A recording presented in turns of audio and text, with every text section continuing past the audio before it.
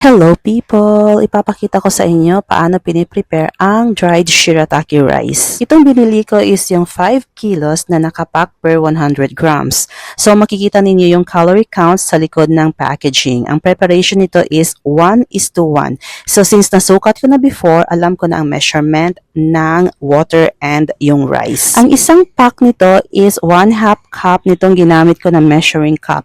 So since 1:1, lalagyan ko din ito ng 1/2 cup of water nitong measuring cup na gamit ko.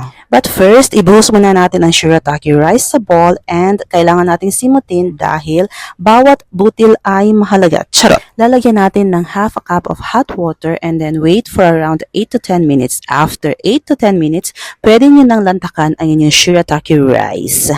Ito yung kinalabasan ng ating shirataki rice. Medyo hindi pa siya nag-dry dito dahil masyado ko na-excite, binuksan ko agad.